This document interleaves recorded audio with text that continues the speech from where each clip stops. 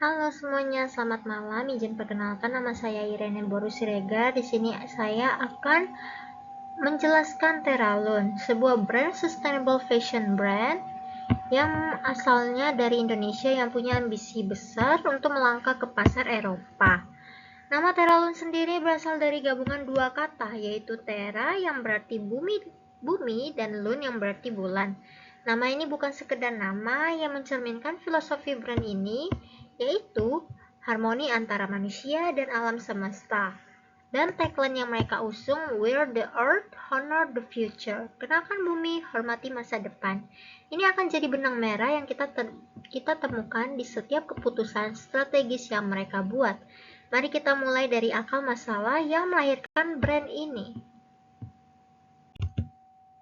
Oke, di sini untuk memahami Teralun, kita harus mulai dari masalah yang melatar belakanginya. Industri fast fashion selama ini dikenal sebagai salah satu penyumbang polusi terbesar di dunia. Ini bukan klaim kosong, mulai dari limbah produksi yang menggunung, konsumsi air yang sangat besar untuk mengolah kapas dan tekstil, sampai emisi karbon dari rantai pasok global yang panjang. Dari kegelisahan itulah Teralun lahir. Brand ini tidak ingin sekedar mengejar profit, mereka membawa konsep bisnis yang memperhatikan 3 hal sekaligus. Yang pertama, profit planet, dan people. Keuntungan, kelestarian bumi, dan kesejahteraan pekerja. Yang menarik, Teralun tidak asal pilih pasar, mereka menyasar 5 negara spesifik. Yang pertama Jerman, Belanda, Prancis, Swedia, dan Denmark. Ini bukan pilihan acak. Kelima negara ini punya tingkat kesadaran lingkungan yang sangat tinggi, sekaligus daya beli masyarakat yang mendukung produk premium berbasis sustainability. Jadi, sejak awal, Teralun sudah berpikir strategis soal kecocokan pasar. Sekarang, apa sih sebenarnya yang membuat Teralun berbeda dari brand sustainable fashion yang lain? Ada 4 pilar keunggulan kompetitif yang saling menguatkan. Pilar pertama, bahan baku bersertifikasi. Teralun menggunakan organic cotton, bamboo fiber, dan recycled polyester.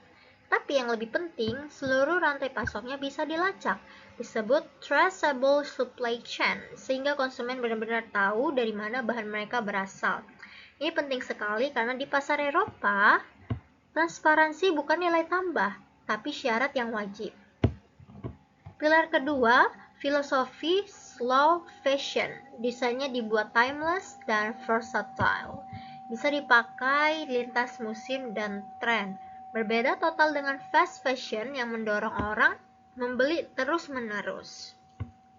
Pilar ketiga, fair trade. Teralun berkomitmen menjamin upah layak dan kondisi kerja yang aman bagi semua pekerja di rantai produksinya. Ini bagian dari nilai people yang saya sebutkan sebelumnya. Dan pilar keempat, sertifikasi global, GOTS dan KO Tax. Ini krusial karena di Eropa, klaim ramah lingkungan tanpa sertifikasi resmi bisa dianggap greenwashing dan itu bisa merusak reputasi brand secara serius. Keempat pilar ini kalau digabungkan menciptakan cerita produk yang kredibel dan sulit ditiru kompetitor. Nah, kenapa sih Eropa Barat dan bukan pasar yang lain? Di sini ada 3 alasan besar yang membuat pilihan ini sangat strategis, yaitu apa aja? Yang pertama, kelima negara ini, Jerman, Belanda, Swedia, dan Denmark, termasuk high income countries. Pendapatan per kapita tinggi dan yang penting konsumennya menerapkan pola konsumsi berbasis nilai. Artinya, mereka rela membayar lebih untuk produk yang mereka yakini benar secara etis dan lingkungan. Kedua, pasar ini adalah mature market. Konsumennya sudah paham konsep sustainable fashion sejak lama. Ini sebenarnya menguntungkan Teralun karena mereka tidak perlu buang energi untuk edukasi pasar. Apa sih itu sustainable fashion? Tantangannya justru bergeser ke bagaimana Teralun bisa menonjol di antara brand-brand yang sudah mapan. Ketiga, dukungan regulasi. Ada yang namanya EU Green Deal dan EU Textile Strategy. Dua kebijakan besar Uni Eropa yang secara aktif mendorong industri fashion menjadi lebih berkelanjutan. Ini menciptakan momentum yang pas, regulasi dan tren pasar berjalan searah, mendukung brand seperti Teralun untuk masuk dengan proporsi nilai yang relevan. Kombinasi tiga faktor ini menjadikan Eropa Barat bukan sekedar pasar potensial, tapi pasar yang secara struktural cocok dengan DNA Teralun. Siapa aja sih sebenarnya yang disasar Teralun? Mereka membagi target menjadi dua kelompok, dan ini menunjukkan kematangan strategi segmentasi mereka. Target primer disebut eco-conscious fashion enthusiasts, profesional muda usia 28 sampai 40 tahun tinggal di kota-kota besar seperti Berlin, Amsterdam, Paris, Stockholm, dan Copenhagen. Mereka punya pendapatan di atas rata-rata, kepedulian tinggi terhadap isu lingkungan, dan yang penting mereka bersedia membayar harga premium untuk nilai yang mereka yakini. Target sekunder disebut mindful millennials, usia 25 sampai 32 tahun. Sedang membangun karir, punya disposable income yang cukup, dan sedang dalam masa transisi dari kebiasaan fast fashion menuju gaya hidup yang lebih sustainable. Kelompok ini penting karena mereka adalah calon pelanggan jangka panjang. Orang yang sedang berubah dan Teralun bisa jadi bagian dari perubahan itu. Yang menarik secara strategi, Teralun sengaja tidak menyasar pasar massal. Mereka memilih pendekatan concentrated targeting, fokus pada satu segmen niche. Ini keputusan yang cerdas untuk brand baru dengan sumber daya terbatas. Lebih baik sangat relevan untuk sedikit orang daripada relevan setengah-setengah untuk banyak orang. Sekarang kita masuk ke bagian yang saya anggap sebagai jantung dari seluruh strategi Teralun, yaitu positioning statement. Coba dengarkan baik-baik kalimat ini. Teralun adalah brand sustainable fashion yang menawarkan pakaian berkualitas premium dengan desain timeless, dibuat secara etis menggunakan bahan-bahan ramah lingkungan, bagi konsumen yang ingin tampil stylish sekaligus berkontribusi positif bagi bumi. Kalimat ini penting karena semua keputusan lain, harga, distribusi, komunikasi pada akhirnya kembali ke satu janji ini. Untuk mewujudkan janji itu, Teralun membangun dua fondasi. Yang pertama, Points of Difference atau POD. Ini adalah hal-hal yang membuat Teralun unik dan tidak bisa ditiru sembarangan. Ada 3 perpaduan heritage Indonesia dengan standar global, transparansi penuh mulai dari asal bahan sampai jejak karbon, dan filosofi desain timeless yang menolak tren sesaat. Yang kedua, Points of Parity atau POP. Ini adalah standar minimum yang harus dipenuhi supaya Teralun dianggap layak bersaing di kelas premium Eropa. Kualitas dan workmanship harus setara. Brand premium Eropa harus punya sertifikasi sustainability yang diakui internasional, dan pengalaman belanja harus nyaman baik online maupun offline. Jadi logikanya begini, POP itu tiket masuk ke arena kompetisi, POD itu alasan orang memilih Teralun dibanding pesaing lain di arena yang sama. Nah, kalau untuk ini mari kita bicara soal harga, dan ini bagian yang menunjukkan kematangan strategi Teralun. Mereka menetapkan harga retail di kisaran 45 sampai 60 euro. Posisi ini disebut mid premium. Kenapa ini penting? Karena Teralun secara sadar tidak mau bermain di strategi cost leadership, yaitu bersaing lewat harga murah. Alasannya sederhana, struktur biaya produksi yang etis, yang menjamin bahan organik bersertifikat dan upah layak pekerja. Memang lebih mahal dibanding produksi fast fashion biasa, jadi daripada memaksakan harga murah dan mengorbankan kualitas, Teralun memilih bersaing lewat nilai. Coba lihat posisinya di antara kompetitor. Patagonia ada di 60 sampai 120 euro. Reputasi global sangat kuat, tapi harganya sangat tinggi. Veja bahkan lebih tinggi lagi, 100 sampai 150 euro. Tapi mereka fokus di sepatu aja. Di sisi lain, Arcade dari H&M dan ada di 30 sampai 70 euro. Brand besar, tapi sempat menghadapi isu greenwashing yang merusak kredibilitas mereka. Teralun menempatkan diri tepat di titik yang disebut sweet spot, lebih terjangkau dibanding Patagonia, tapi jauh di atas fast fashion biasa. Posisi ini pas sekali untuk target konsumen mereka, mindful millennials dan eco-conscious enthusiasts yang mau membayar lebih, tapi belum tentu sanggup di level harga Patagonia. Nah, sekarang bagaimana sih produk ini sampai dari Indonesia ke tangan konsumen di Eropa? Ada 4 langkah dalam alur distribusi Teralun. Yang pertama, langkah pertama itu produksi dan ekspor.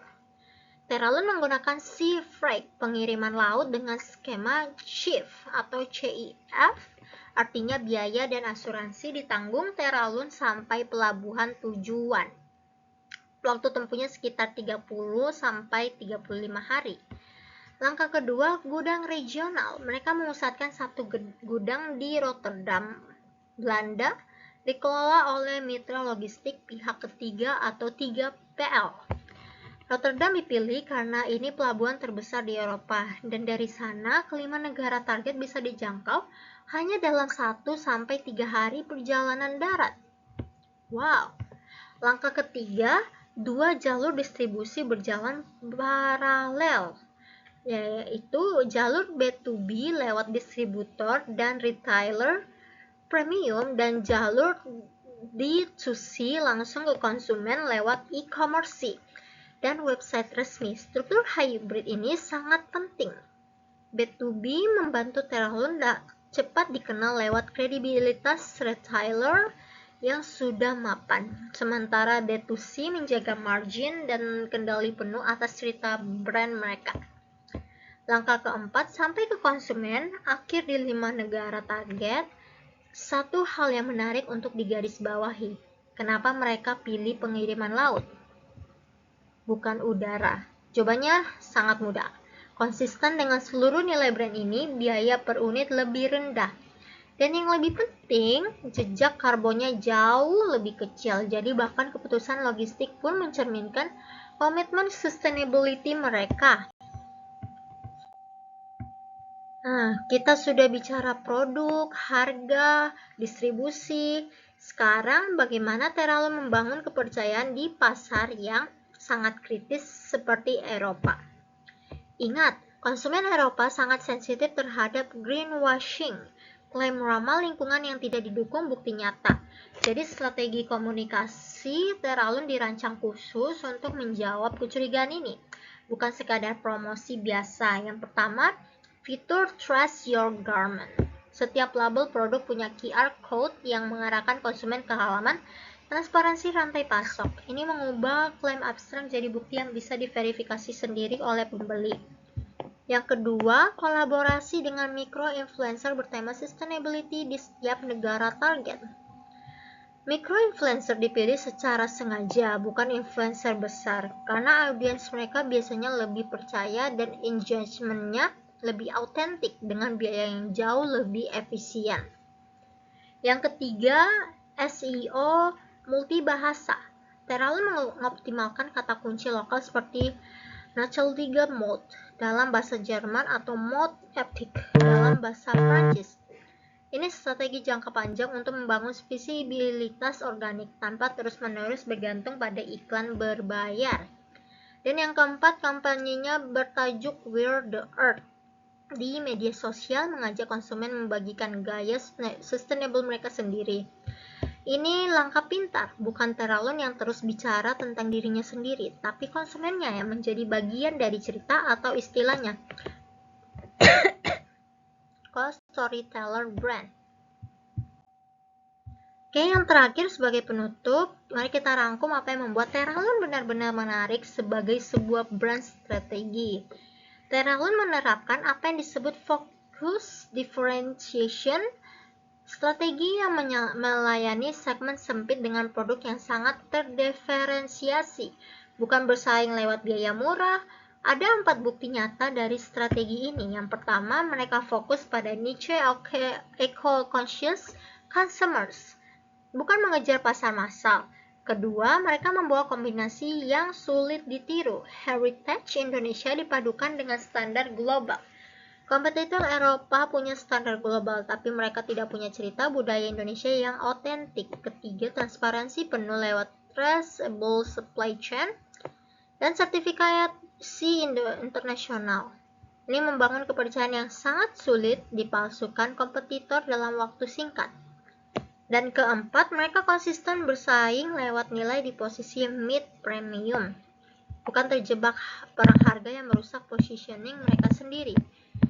Yang menurut saya paling menarik dari seluruh laporan ini adalah bagaimana setiap keputusan, mulai dari pemilihan bahan baku, penetapan harga, pemilihan jalur kapal, sampai strategi konten digital, semuanya konsisten mendukung satu cerita yang sama. Ini bukan sekedar brand fashion yang mengklaim ramah lingkungan, ini adalah janji yang benar-benar bisa diverifikasi oleh konsumennya sendiri. Dan itulah kenapa tagline mereka Wear the Earth, Honor the Future, bukan sekadar slogan pemanis, melainkan benar-benar mencerminkan keseluruhan strategi merek ini. Oke, mungkin itu saja dari saya. Mohon maaf jika ada kesalahan kata. Saya akhiri dengan Assalamualaikum warahmatullahi wabarakatuh. Selamat siang dan terima kasih banyak Bu Devina.